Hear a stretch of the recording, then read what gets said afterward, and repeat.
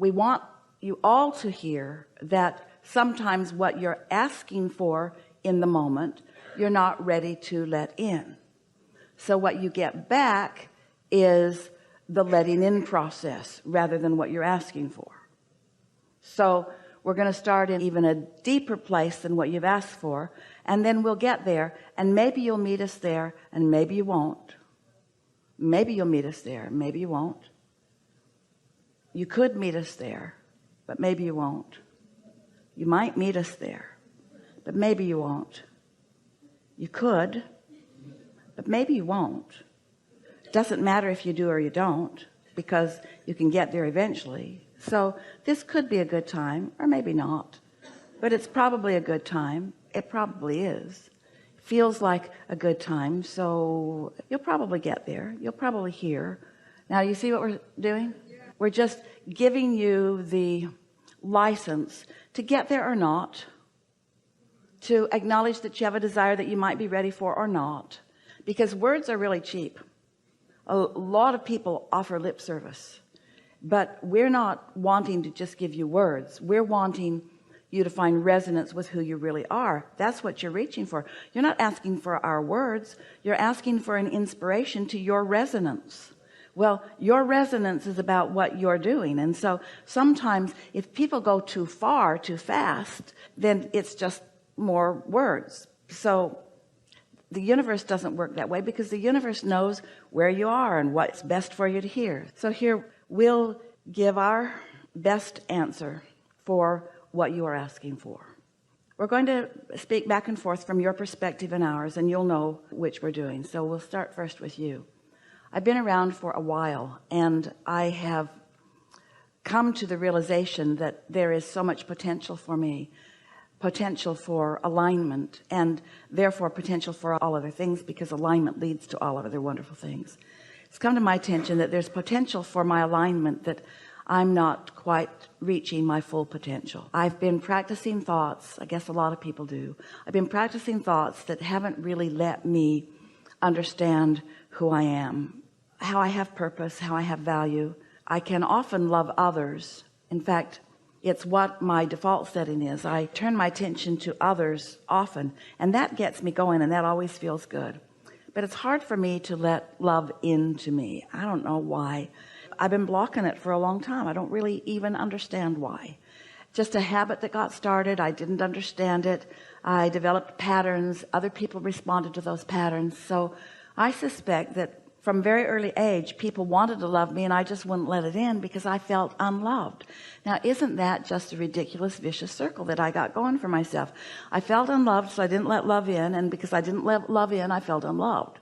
And then I didn't feel loved, so I didn't let love in, and then because I didn't let love in, then I didn't feel loved, and then people couldn't love me because I wasn't letting love in. And I just developed a sort of pattern that nobody could really see, because on the surface I looked sort of normal and behaved sort of the way that I'd learned to behave, but I don't really understand why I wasn't really letting love in. But the one thing that has come from all of that is I've come to a keen awareness that I want to let myself be loved. I thought I wanted to be understood. And as I've been listening to Abraham for a while, I realized that that's not really the quest, because being understood is really an impossible thing, because when you ask somebody to understand you, you need to immediately snap them into your same vibration.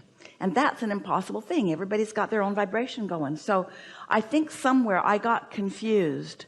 The desire for love, I think I got it confused with the desire to be understood. And I also think that I got confused about where the love was coming from. I think I thought the love would come from other people who didn't understand me, instead of from source, who always does.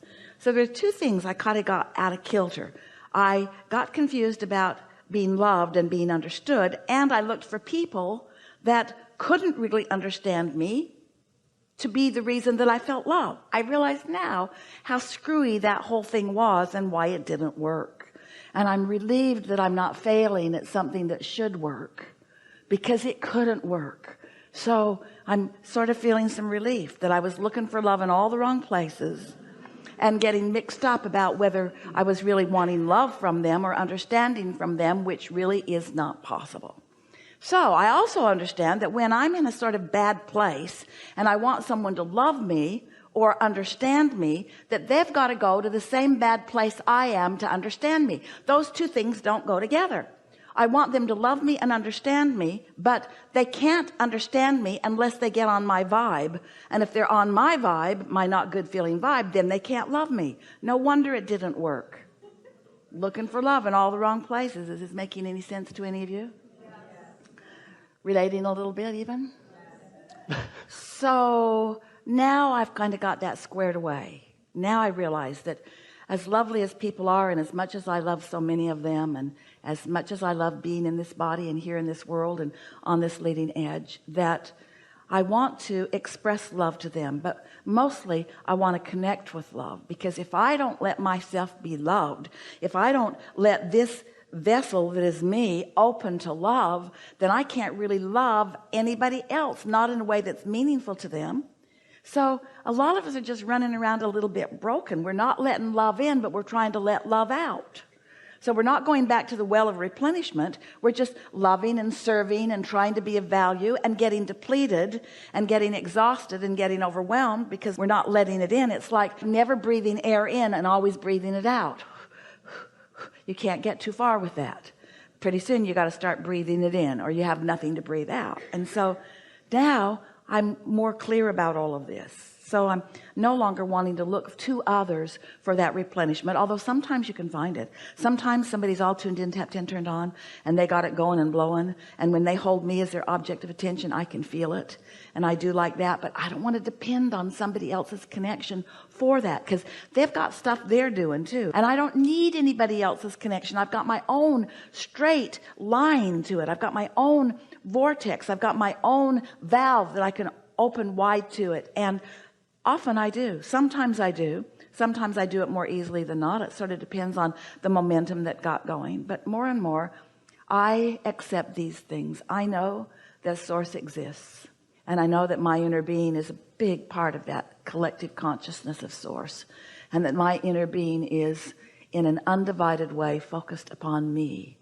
And knowing everything about me and loving me anyway. That my inner being is loving my becoming and is never holding me responsible for what I've come to, because I'm eternal. I'm never going to get done. And there's always going to be within me a gap between what life has caused me to reach for and what I've allowed myself to catch up with. And I've been beating up on myself so long about that gap, because I reach for more and then I don't go, and then I feel bad about the gap, but my inner being never does that. And, I'm just figuring this out. The very reason that I don't feel love, or that I feel unloved, is because my inner being is there and I haven't joined my inner being. In other words, the negative emotion that I feel, that I've been calling people not loving me, or my inner being not loving me, or me not letting love in, has only been because I have reached and have not caught up with what I've reached for. And so the very fact that I can feel negative emotion, which feels not love, is my proof that the love exists.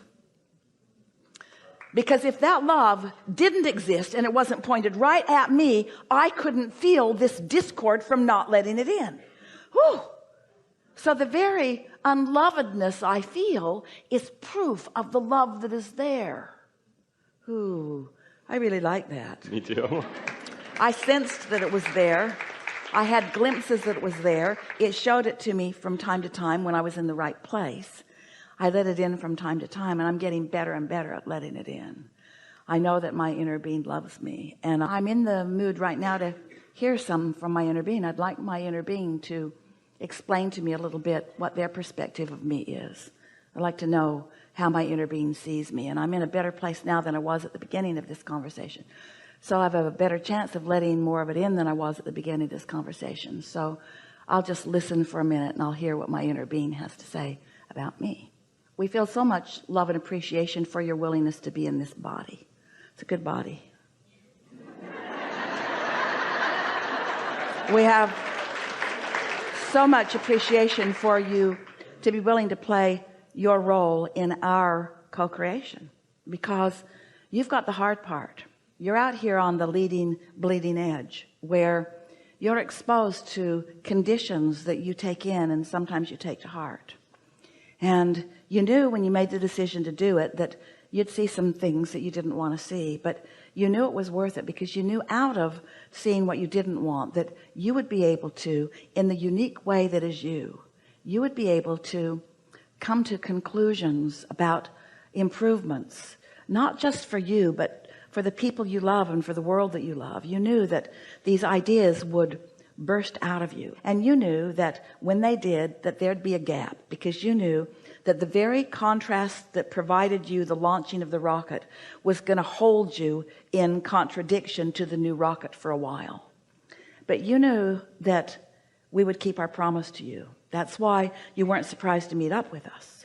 You knew that we would keep our promise and that we would not take our eyes off of your goals, of your objectives. And you knew that that's how it worked. But somehow you did a little tricky twist on yourself, because you've decided to beat up on yourself for not always easily going right along. You say to yourself, I know this stuff, why don't I just go with that flow? And the answer to that is because law of attraction won't let you, and that's a normal thing. And sometimes it has to get worse and worse and worse before you ask for more and more and more. But it gets easier and easier for you all the time. Have you noticed that? We are taking so much delight in how much you do catch on to right away, and how much resistance you're leaving aside, and how much resistance that was one time active in you, a lot, that is no longer active or rarely active within you. And so our wish for you is that you feel about you as we do. And of course, that's not a possible thing, really, because you are your perspective and we are our perspective. But we are dominant, and we do have you outnumbered. We really do know who you are. And at moments when you are in lesser resistance, you get more and more sweeping feelings of who you are. So that feeling of resonance that we were talking about, you're feeling more of the time. And when it comes, you know it. And now what we're really hearing from you is not that you don't know, and not that you aren't often in complete alignment with it, but that the sublime of the alignment is so sublime that you can't bear it when you're not. Well, you've just got to suck it up. You've just got to accept that that's going to be that way, that it can't feel good when you're not in alignment, and it always feels good when you do, and both are part of the bargain that you struck when you decided to come. So it's time for you to stop beating up on yourself for every little bit of negative emotion. Esther saw coffee spilled all over all of them, and she said, I did that. And there was something about the universe humorously delivering to her something that was a vibrational match to how she was feeling, that made her feel extra, extra loved. Isn't it nice that law of attraction responds to you truly, honestly? That law of attraction doesn't play games with you, that it's always consistent? And isn't it a wonderful thing that we, your inner beings, stand in full appreciation of you no matter what you're doing? And isn't it nice to know that the way you feel can't be separated from the way we feel? Aren't you glad to know that you have all of these options? And aren't you glad to be in an environment of such freedom, where you're free to think whatever thoughts you choose to think, and that the thoughts that you think are always in relationship to the thoughts that your inner being is thinking? Can you imagine a more perfect guidance system than that? Don't you feel blessed that every step that you take, you have someone else walking with you and loving you and knowing you and not doing it for you? Would you want us to do it for you? You would not allow us to do it for you. Even if we could do it for you, you would not want us to do it for you, because you are the creator of your reality. You are a leading edge being out here on this leading edge, and we are your support system, and what you accomplish we all benefit from. But this is your game that we are all involved in, and it's a big game, and it matters immensely to all of us, and there is great love here for you.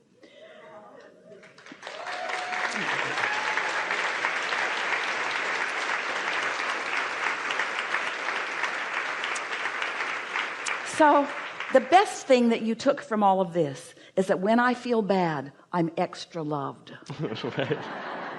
That's what that means. Source must be really loving me, because I'm really hurting as I block it off. And I don't have to block it off. I'm just choosing to, because I have some stupid thing that I've been thinking about that's causing me to feel sorry for myself again. I've chosen the victim role again. I'm feeling vulnerable again. And my inner being isn't having any of it, because if my inner being were in agreement, I'd feel great. but my inner being isn't having any of it. And so